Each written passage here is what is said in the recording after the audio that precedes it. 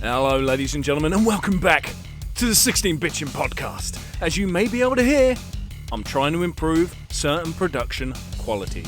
You may have noticed it. If you're on a podcast site such as the ones on Anchor, Apple Podcasts, Breaker, all the other ones, this podcast does actually make it out to quite a few places, so hopefully you shouldn't have to look far. But anyway, if you're listening there, you may notice an improvement in sound quality and sound volume to previous podcasts. If you're watching it on YouTube, maybe not, because YouTube tends to crunch stuff when it goes through, so I don't think I can improve it much more. Maybe be able to raise the volume, but aside from that, you might not notice anything. So if you're on YouTube and you don't know what I'm talking about, well, for one thing, that's pretty standard, but you won't see much of a change. But you will see one change coming up. Oh yes, I'm bringing in a new element to the podcast as of this point, okay? Now don't worry, as you may notice from the most previous podcast with Bill Thorpe, that is a chatty one where it's just random stuff, random topics, not like it normally is, because it normally is focused on one modern game, one retro game, and one indie game. But the ones with Bill focus on one topic. Now, as I'm recording this, I haven't actually released that one yet, so I don't have any feedback at this time as to whether you like that and want me to do more. If you do, again, put in comments, let me know, just as a reinforcement as to any comments you may or may not have put in the one with Bill, which I think will be last week's one. By the time this gets released, maybe, I don't know. But anyway, I'm just chilling here today on my own. I've got 3 games and I've picked a certain loose theme. I don't normally do that, and today it's just me here chilling with a cider, already opened. Listen to this. Yeah, there we go. Oral lubrication there. So what is the theme of these games today? Well, it's quite loose. They all have their own theme, but here it is. One game that is incredibly important has made an impact in gaming history. It just has. One game that was very disappointing, which is a bit of a bummer, and one game that actually pisses me off. And we're going to start with the modern game, as we always do. Resident Evil 3.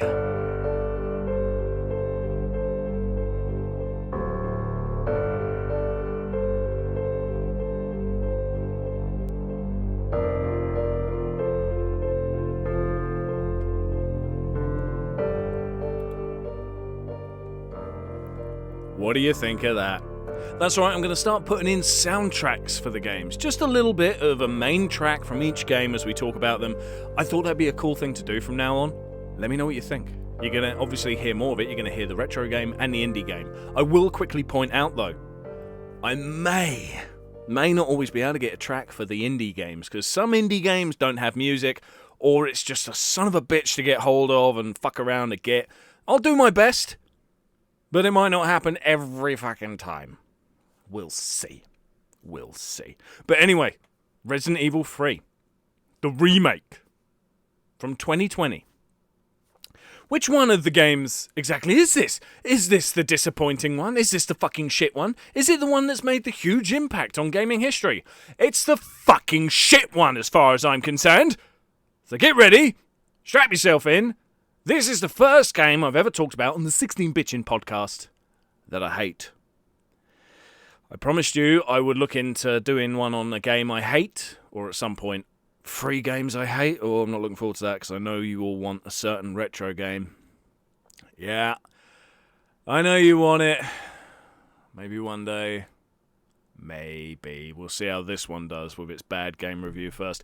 So why do I hate Resident Evil 3 Remake? Well, first of all, let's just cover it, and then we'll get into it. Resident Evil 3 Remake is obviously a remake of the PS1 classic, because the Resident Evil games were classics from 1, 2, 3, 4, and then it went a bit nuts and a bit shit. But it got better when Resident Evil 7 came out. Yeah, they had fixed it. They had gone in a whole new direction. The story had once again somehow continued, but somehow had a whole new theme to it. I don't know how the fuck the people that make Resident Evil, Capcom, keep doing this, but Sometimes they're successful, sometimes they're not. You know, I never really liked the past stories with the Parasite, La Magra, I don't know what it's called, but it's a lot of old bollocks. I never liked that. I liked the T-Virus and zombies.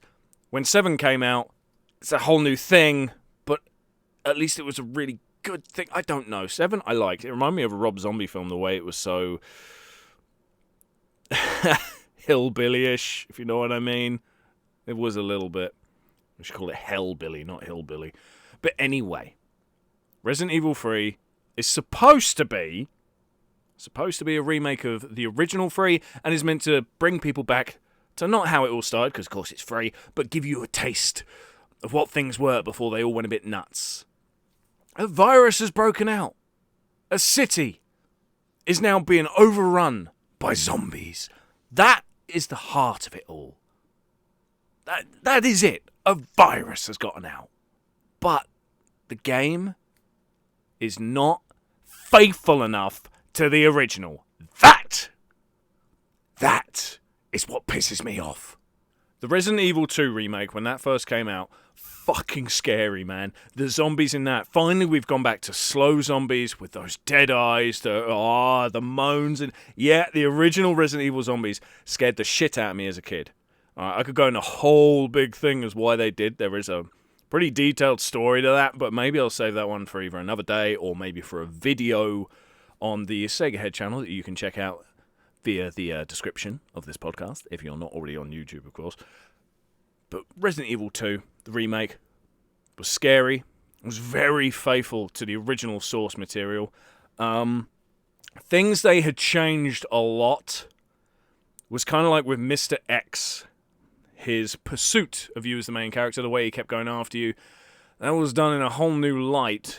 I mean, many would say, oh no, it's very much like the original. But it wasn't. Not really.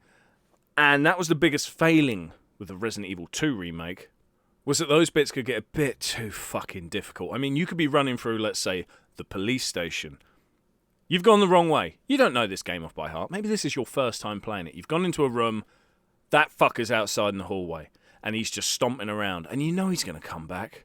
It's like, fuck off with you. I went the wrong way by mistake. Do I really have to die because I went the wrong way? In a game where I'm meant to have more of a freedom of exploration, do I really have to just fucking die now? You felt like that a lot in Resident Evil 2 Remake. You did. But they did fix that for Resident Evil 3 Remake. Basically, instead of Mr. X, we have the ultimate badass zombie. Nemesis. Nemesis, in the original Resident Evil 3, was terrifying. He was creepy. He was eerie. Everything about the original Nemesis was cool. Even the way he only ever said one thing. Stars. It wasn't an incredibly demonic way he said it. He didn't have loads of layers to his voice. They hadn't edited it and done a load of freaky bullshit in the music studio sort of things. It was just some guy on a microphone getting paid, I don't know what, an hour to stand there and just say, stars. Stars. That was pretty much it. That was Nemesis in a nutshell. And he looked quite creepy. He had no nose. Half his face was sort of stitched. You could tell there had been some work to him. They've programmed this fucking zombie. This is a killing machine that the Umbrella Corporation has control over. That is very evident. That thing is the zombie Terminator. Now, when Nemesis first reached the big screen, in other words, movies, Resident Evil Apocalypse, I believe. Correct me if I'm wrong. I think it was Apocalypse, the second one anyway. That, I didn't like it. I didn't like that Nemesis. You could see the guy was wearing platforms. It was like, alright, I think you've gone over the top with the goth thing. You saw who he was when he was a human. That took away some of the mystery. I didn't like it. It was kind of cool at first, but then you realise, no, you've taken something away by giving us more. Didn't like it. And the fact that Nemesis Eye, instead of being, you know, zombie dead white, is now blue. Fucking blue. The blue-eyed zombie monster. Didn't like it, you ruined it. So what do I think of the Resident Evil 3 remake design of Nemesis? Well, for starters, let's go over the way he says stars. So he no longer says stars. Now, with all this layered effect bullshit, it's stars. I didn't even use effects then, that's just stars. But he says it in such a fucking grindcore, deep death metal, deathcore way that it actually it steals some of the eeriness of this zombie monster. We've lost something. Something's been taken away. I can't explain it. It's very simple change, but I fucking hate it. I really don't like it. Now let's go over Nemesis Appearance. What's going on with his fucking teeth? Have they been extended? Have they been replaced with teeth from another animal? If so, what fucking animal? I understand you meant to have made this human thing mutate and grow. Okay, why are his teeth like that? Doesn't look right. His nose, instead of being this weird stitch thing, it's broken and smashed in, and I'm sorry, but it looks stupid. You take away scary if you give it stupid and funny looking, alright? I don't like the look of the new Nemesis. But he hounds you throughout the game in a much better way than Mr. X did in Resident Evil 2 Remake, because Mr. X would not fuck off. He came around a bit too often. Sometimes it was like, for son of a bitch, I just want to get to the end of the fucking corridor and put this key in that poxy door. They fixed that in this one. I'll admit that. That's a good thing. They've ironed that out. But this game is so unfaithful to the original that it really does fucking wind me up. It really winds me up. The original had tank controls. Obviously, that is dated. No one wants tank controls these days. Fucking no one. No one wants that, okay? So it does have an advantage in terms of controls. But the story... Mate, so many bits of the story have been cut or changed in such a bizarre way. And Leon... I'm sorry, Leon... He doesn't look like Leon, he doesn't sound like Leon, he's not fucking Leon, alright? And while we're on the subject of people who aren't who they're supposed to fucking be, Jill Valentine the redhead doesn't look like a redhead anymore! So you can't even get the fucking hair colour right. Let's say they bring out a new Metroid game, yeah? And then you see Samus without her mask. How would you like it if she was a brunette? Or if her hair was dark, like black? Would you be pissed, going, well nah! Samus is blonde. Fuck's wrong with you? You can't get hair colour right? Why are more people not pissed about Jill? She's a redhead. What have you done here? It's a sort of mousy, greyish thing. I don't like it. I think it's a tremendous balls up. I think the character who played Jill Valentine in, again, I think it's called Resident Evil Apocalypse, the movie. I think that Jill, that actress, she was much more accurate in design, appearance. Fucking hair colour was wrong again. I don't know why people struggle with ginger. But they couldn't even get that right. But she looked more like Jill than the fucking Jill that we got in this shit. Also, if you ever want to see something truly demented, I didn't know this was a thing until a friend of mine, I won't say who because I don't think they want me to. I didn't realise this was a thing, but Jill Valentine has had so many mods. Pervy mods. Nudie mods and all that, and they're all put all over YouTube as well. It's like, oh wow, well, if you ever complain about what it is Jill's wearing in this game, fear not, there's a mod where she's wearing pretty much fucking nothing, and many mods where she's become more, shall we say, endowed, and wearing skimpy things. So, yeah, this game's been perverted to fuck, really? Yeah, okay, if you're into that. So, according to the internet, Resident Evil 3, the remake, received generally favourable reviews. Critics praised its narrative, I don't. Tense atmosphere, there is some of that, I'll admit it. Graphics, yes, of course. Criticised, though, the short length. Yeah, this game is short. When I beat it, it was like, what, it's done? Seriously? It's fucking over? Are you serious? Don't get me wrong, right? The first time I played Resident Evil 3 and tried to complete it, it took me quite a while. You know, playing it every other day after school and shit like that. It took a while to beat that fucking game. At least it felt like it. years later, when I was in my 20s, I played Resident Evil 3 again, completed it, and I do remember thinking, that game's much shorter than I remember. Maybe that comes with age. But this, I'm sorry, you haven't got that excuse. You haven't got it. This was just done in a weekend almost, and I didn't even play it solidly in that weekend. But it was done.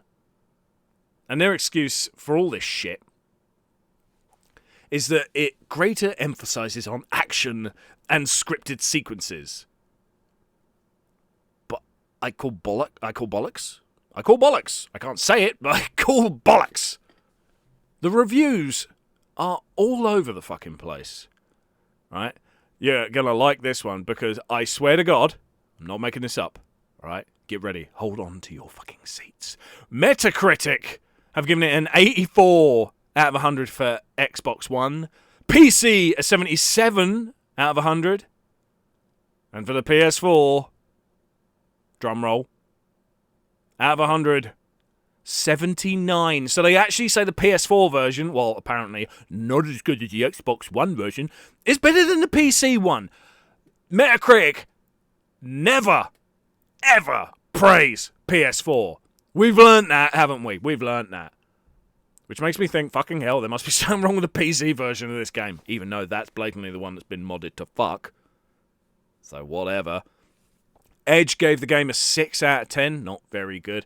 Famitsu gave it a 36 out of 40. Game Informer, 9 out of 10. GameSpot, 6 out of 10.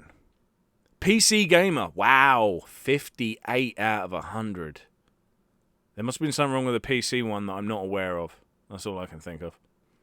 Now, I won't give away a lot about the story within the original Resident Evil 3. I don't want to do that. That would be a disservice. But there's a lot more story in the original than there is in this thing. And I know they say, it's because there's more action. It's not. Because the game's shorter. Okay?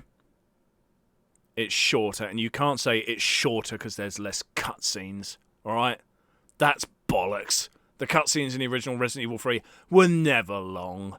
They just weren't, and you're full of shit. There are many iconic moments in the original Resident Evil 3 that are missing from this. They're just not fucking there. It's lacking so much suspense. And yes, I know it's got terror bits and bits to build up the fear. The zombies are truly terrifying in this game. They just are. But it's still lacking the suspense. There's less imagination within this. This isn't really much for spoiler, but I suppose it is, so close your ears for a minute. Jill gets infected in the original, she gets infected in the remake, and it's just delivered in so much more of an emotional way in the original. And in the remake, it's kind of like, you're sick, that sucks. Oh, okay. Leon, for example, he was always an annoying prick in the original. He just was. But it doesn't matter because he was still an iconic character. This Leon is dull, boring, shit. The Leon character from the movies was better. That goes without saying, actually, because that was portrayed by the actor from the Mummy films. I won't lie, I can't remember the guy's name. He's got a truly unique name. I can't remember it, so sorry. But let's just put it this way. There is nothing I like about the Resident Evil 3 remake. I think it is a shit game. I do admit it has some advantages over 2, but otherwise, crap game. Don't try it. Try the original. And now that shit is finally done, I hope you enjoyed the first game to be slagged off on the 16 Bitchin' podcast. Now we're going to talk about our retro game. This game changed many things in the gaming world. It left a huge mark. Get ready for Sonic the Hedgehog.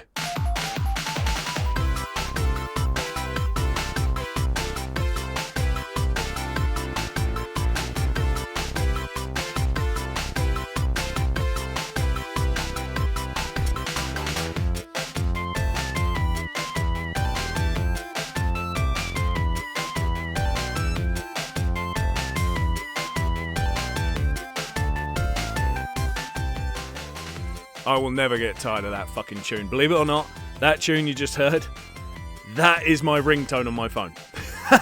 I know, it's fucking confusing sometimes. If my son is playing Sonic the Hedgehog on his Mega Drive Mini, which he likes, sometimes I think my phone's going. So there's a downside to having it like that, but whatever. Why is Sonic the Hedgehog such an important game? Well, let's just put it this way. Nintendo used to rule the world, and they did, but they ruled it with an iron fist. There were many things they did that were questionable and basically kind of unfair. They had certain contracts in place. You may not know this, actually, so let's just quickly cover the basics of it.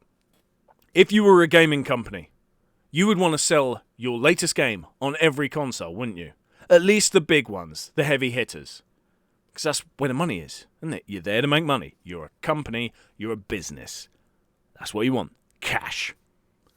Let's say you want to put out a game on the three big names. Nintendo, the biggest, just was. Then Sega, this little thing that's growing but isn't breaking grounds. Still, good place to put your game. Good place to put it. And then I guess Atari in some regard. It's a bit weird what was going on with them at the time, but you would still think Atari. Nintendo had contracts. If you bring your game out on our console, you cannot bring it out on any other console. Because if you do, you will be blacklisted and we will never deal with you again. That's shit, isn't it? That's why we never got Mega Man on Master System. Because of that. So many great games we never got because of that. Like Castlevania. That's not strictly a Nintendo game. It just had to be then because of contracts. That's one of the shittiest things ever. And it really pisses me off with Nintendo. But Sega came along. And they offered so much freedom to game creators. So much freedom. You wouldn't fucking believe it. And they had a lot of deals with them to make things better. The gaming industry improved because of Sega. And had the ability, eventually, to go to Nintendo and go, you know what? You know that deal you got in place? The one where you were pretty much holding all the cards. You're in control. Fuck you. We're doing it this way. If you don't like it, if you still want our company to have business with your company, change your ways or fuck yourself.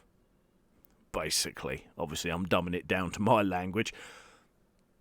Nintendo would cave in on many occasions. Because they had to. They still have to make money. They're a business. They're a company. They can be proud. They can get all high and mighty.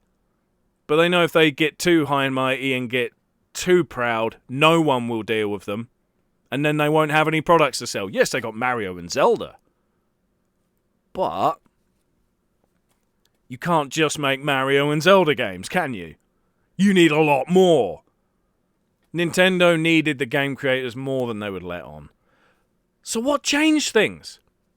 Why did game creators and so many other companies start acting this way, start fighting against the big red machine? And no, I don't mean Kane the wrestler. It was all because of Sega. But Sega had been around for a while. They had the Master System and other iterations before that. Wasn't really a success. So why is it that all of a sudden, having been around for quite a while, boom! Now they're making an impact. Things are changing. Well, there are many reasons. The leader, director, I think is the word, of Sega of America at that time, Tom Kalinske, he shook things up. He made some big changes that Sega of Japan didn't like, but they hired him to mix things up, to stir shit, to get things going. They hired him for that, and he fucking did it. Him and his team fucking did it. But it wasn't just them. They needed a weapon to beat Nintendo. And that weapon was Sonic the Hedgehog on the Mega Drive. They needed an iconic mascot to beat Mario. Mario was red, like the Nintendo logo. So Sega knew that they needed a mascot that was blue, like their logo. Now, beforehand, they had Alex Kidd. It really was a bit of a rip-off, not entirely, but quite a bit, a rip-off of Mario. In many ways, even though there isn't an Alex Kidd game that's kind of anything like a Mario game. Not really. Alex Kidd in Miracle World, you didn't jump on the enemies. You punched them. There was all these mini-games. Mario games of that time, No, there was none of that shit. So, appearance-wise, Alex Kidd character, yes. Bit of a rip-off of Mario. Can't be denied. The games, no. Straight up, no. They also had Opa Opa for shmups. And shmups were quite a big thing in Japan. In some places, and at some times, you know. Not so much in other places in the world, though. So, Opa Opa left no mark just because it was the wrong kind of game. Never mind. Maybe that's why they experimented and had Opa Opa go from a shooter game to that fucking maze game. I don't know what they were thinking with that one, but Sega realized they needed a new mascot and they had a competition. The competition was for anyone in the company to come up with a new mascot, and the winner would be the guy whose mascot took over. How cool would that be? Well, someone won. I don't have their name written down in front of me, and I definitely won't remember it otherwise because it's Japanese, and I suck with names anyway. So let's give up on that. But this fella had created a little black-coloured hedgehog. Why was he black and not blue? Well, the whole thing of making blue like the Sega logo wasn't a rule when they put out this. It was just a competition to see what people came up with. Someone drew a fucking hedgehog on a napkin in a black pen. Years later, this guy would admit he stole influences from Mickey Mouse and Felix the Cat. And if you look at that first design, which you can find on the internet, it's great that the image is still around. The original napkin thing must be completely destroyed, but it is so cool to see what the picture was. That is really cool. I don't know if there's an original sketch of what Mario was like. The first sketch, because we've got the first one of Sonic. I don't know if we have the first one of Mario. Probably not. Probably. I don't know. But Sonic, you know, obviously renamed, given a superpower. Mario is called Jumpman, so his superpower was that he could jump fucking high. Fair enough. Sega wanted speed. They made Sonic super fast. Hence the name. Sonic. Sonic Boom, anyone? There you go. In case you never figured that out, I'd be very shocked if you didn't. But Sonic, great character. Looked awesome. They thought he would save them. Sega thought he would save them. But that doesn't matter how good a character is. The game is what matters. The name of the game is the game, as they say, especially in that book, Console Wars. Check that out. Sonic the Hedgehog, when that game was made, holy fucking shit. Just holy shit. I still play that to this day. It's my favourite Sonic game, aside from the Master System port. I actually think the Master System port of Sonic the Hedgehog 1 is better. Maybe we'll cover that one day. Let me know if you'd like us to, and we will. But today we're focusing on the Mega Drive one. The first Sonic game ever made. Although I don't think it was the first game to have an appearance from Sonic in it. Did you know that? I'm pretty sure Sonic appeared elsewhere as a little cameo first. I think. Pretty sure. Can't remember what the game was because it sucked. But never mind. The Mega Drive game had all the speed they wanted. It had all of the colour. It showed why 16-bit graphics were better than 8-bit graphics. And Nintendo was only really just getting into 16 bits. So while they were finally just about there, they didn't have that many games because it's a new console. You're not going to have many games. Sega already had a whole fucking library ready to go. If you bought a Mega Drive or a Genesis, you could get Sonic the fucking Hedgehog. And a whole ton of other games. If you got Nintendo, you could... Best game at that time, in my opinion, was Zelda. But there wasn't much else. Let's be fair, there just wasn't. And the good thing is, because Sega games have been out for a while, deals! Because when a game gets old, it gets cheaper. Nintendo stuff was all new. You could afford the one game. You could not afford another one, unless you were rich, in which case, fuck you. So many people wanted the new Sonic game. So many people wanted it. And that Tom Kalinske I mentioned before, one of the things he did to stir things up, Mega Drive / Genesis used to be sold boxed with Altered Beast, which is an alright game. But that's all it's ever been, is alright. There may be some of you who are die-hard fans of that game. If you are, fair play. I don't hate the game. I don't love the game. It's just there. I see the importance of it, and that's about it for me. Sorry. Tom Kalinske said, we're swapping that. We're not having Altered Beast shipped with it anymore. We're shipping our iconic mascot. Sega of Japan went fucking nuts. What are you doing? We've just made this thing, put in so much effort, so much money, so much time, and you want it to be given away with a fucking console? And Tom just goes, yeah. Because you need customers. And if you get them to buy the Mega Drive, they will buy more games for it. You've got to take this hit, this financial hit, to get more money in later. And he knew what he was talking about, because above all else, Tom Kalinske was a fucking successful salesman. And it worked. Because through the years, things did change. Sega took over. They went from being a nothing percent compared to Nintendo's huge percentage of the video game market. They knocked them down. Nintendo had less than 50. And Sega had over 50.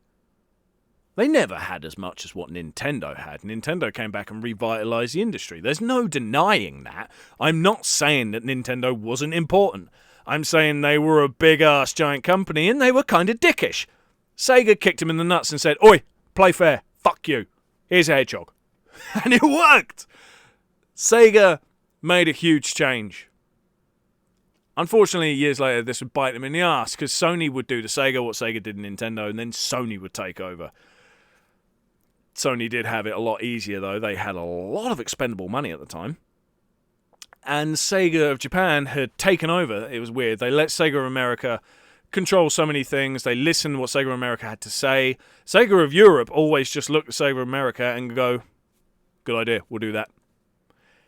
Not really revolutionaries? Nope. We weren't that here in Europe, but it doesn't matter. Give a fuck.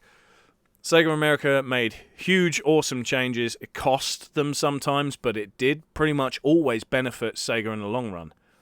Then Sega of Japan decided, we're taking over. We know how things are done. We know how things should be done. And they were wrong. They took the Genesis off the market far too fucking soon. They pushed the Sega Saturn out far too fucking soon.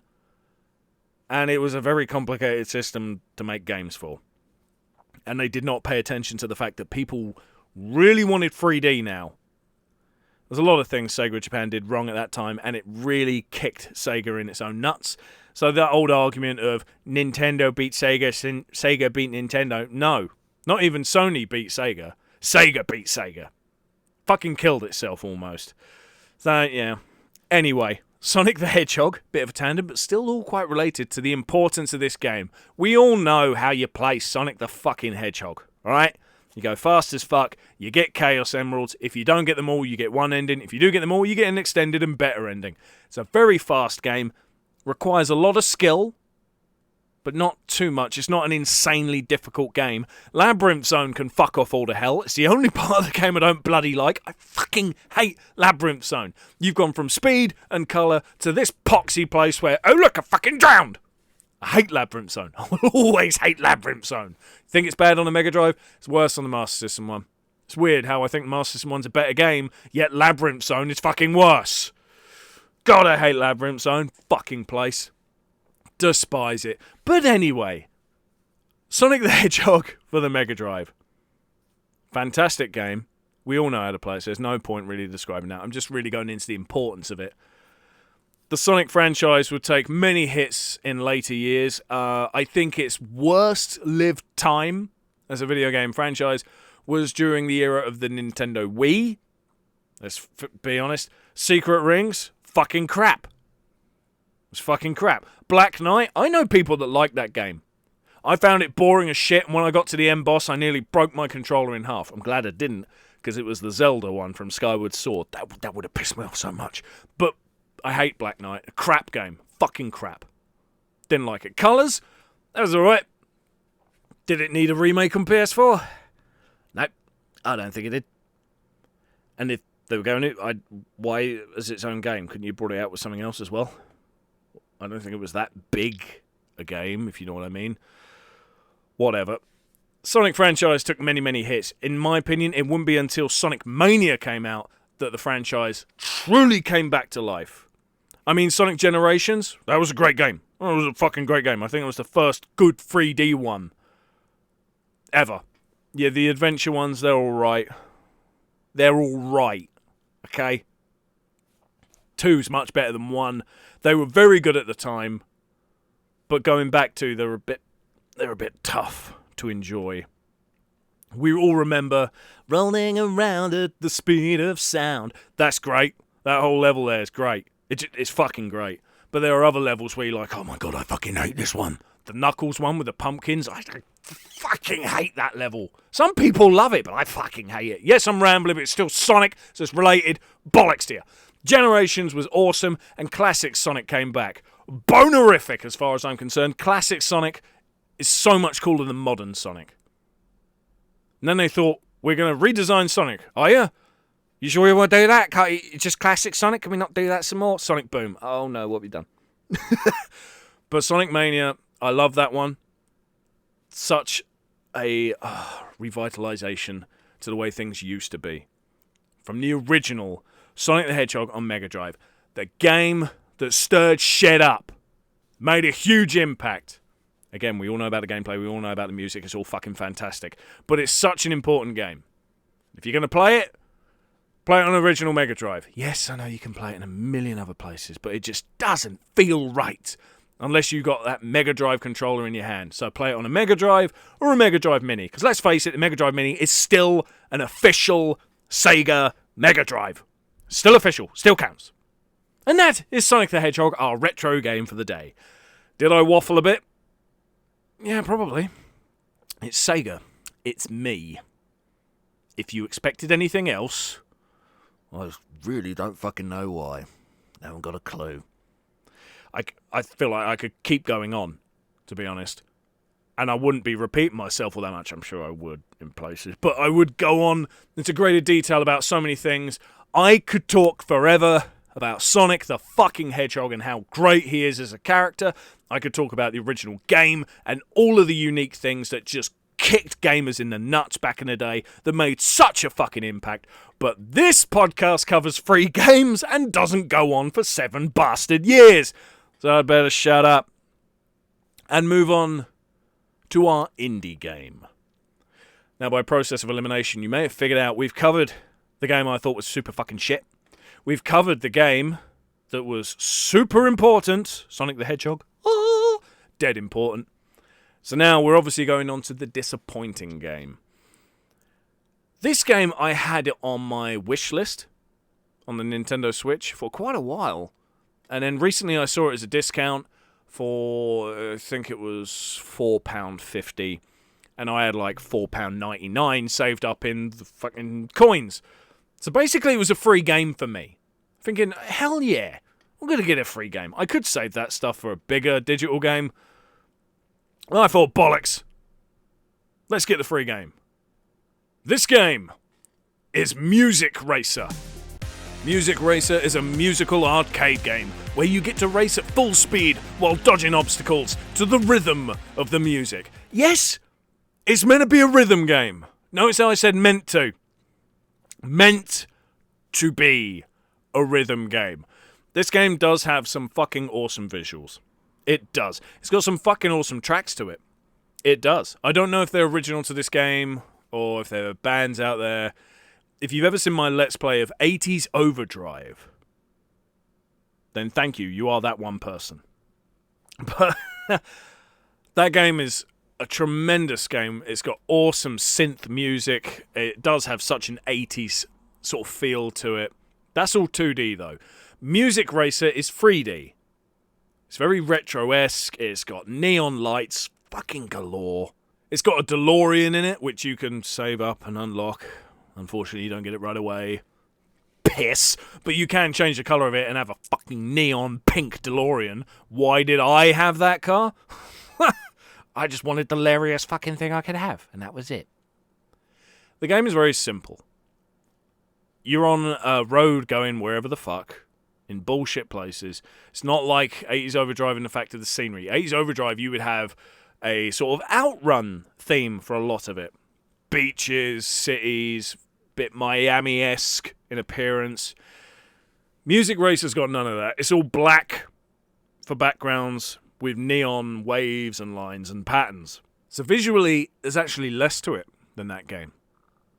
It's a bright and colourful game. The music's nice. I don't think it's as nice as, say, the band Wolf and Raven from 80s Overdrive.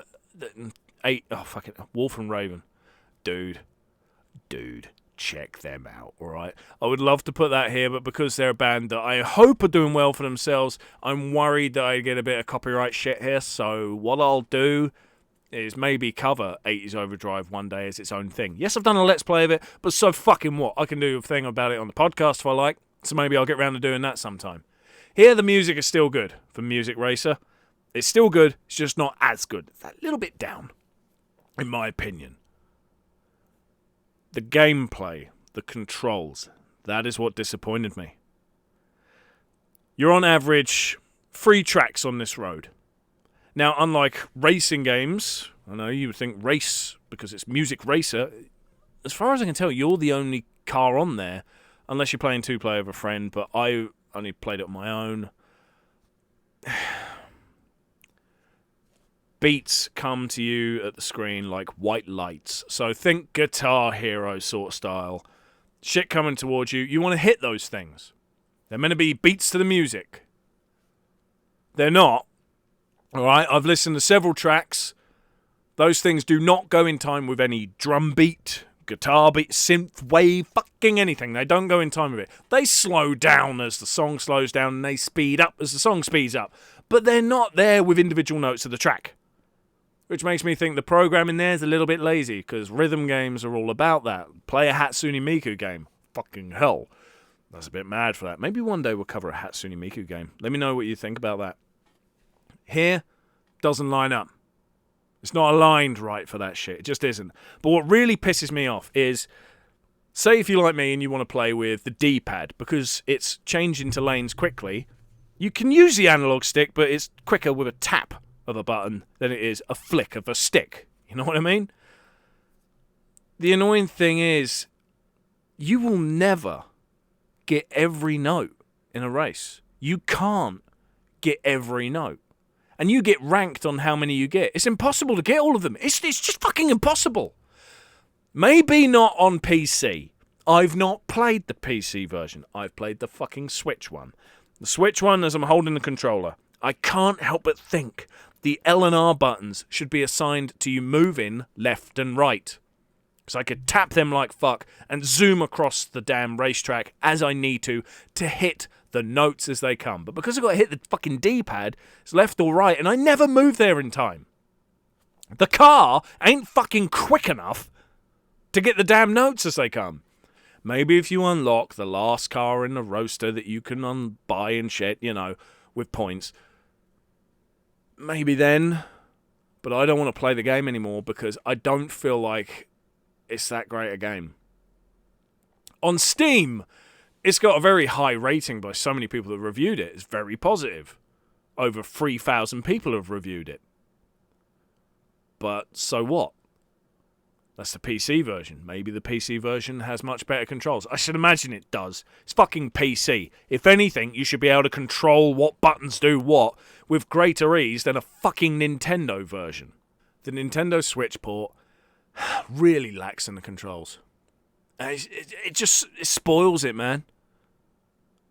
Seeing all the notes fly by you, not being able to get them, you think, how the fuck...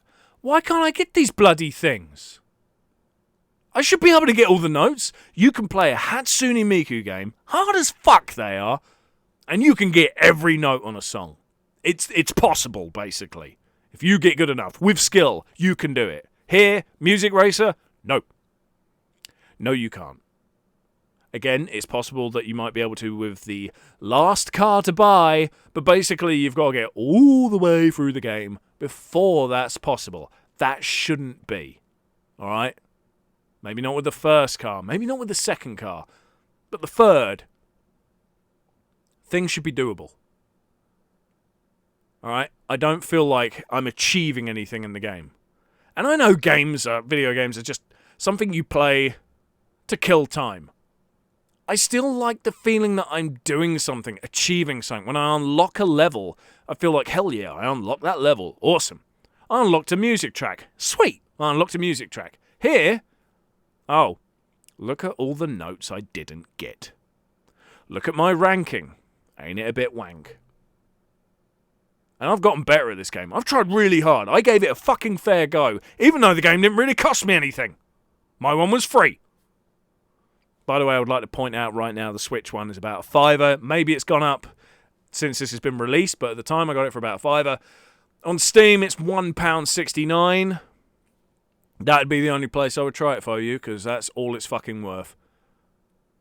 £1.69 in the place where I'll be damn well surprised if you don't, but you should be able to have better control. Okay?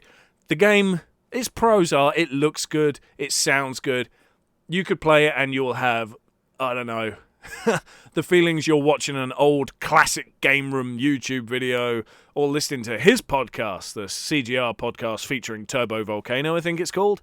I love that podcast. That's awesome. I would love it if one day he could hear this shit and give his honest opinion, but that'll never happen. Such a pisser. Mark Bustler, you legend. I'm just happy you came back in one format at least. Alright, you don't want to do videos anymore. I don't fucking blame you. YouTube is stressful. The whole thing about you should do YouTube for fun. Yeah. I make videos for fun. I don't do YouTube for fun. YouTube is not fun. Talking to people in the comments is. Which hopefully means there'll be a lot of comments for this video today, because I think it's time we wrap this episode up. We have talked about the shitty Resident Evil 3 remake. Come at me, bro. Kill me on this mountain. If you like that game, let's fight. Come on. I'm up for a fucking debate in the comment section. Sonic the Hedgehog. The epicness. The epicness. It's epic. And Music Racer, the game you've probably not heard of, but I'm saving you the effort of buying it. It's not brilliant. Looks it, sounds it, isn't though. Thank you very much for listening to the 16-Bitchin' podcast. Please subscribe on YouTube, the Sega Head channel. Please subscribe anywhere where you may be listening to the podcast, Spotify and all the fucking iTunes and all the fucking other places. Go there, check that out. Please go and check out previous episodes of this podcast, because of course there are guests. There was a guest last week, Bill Thorpe, and we chatted about all things YouTube. Next week is someone I'm very happy to be interviewing. It's all recorded and it's all ready, so look out for that one. I'm not going to give anything else away, except that, let's just say, this guy has one of the sexiest voices in YouTube. Ah, dear. He's a special one. Love you. Thank you very much for watching again, or listening. I'll see you next time.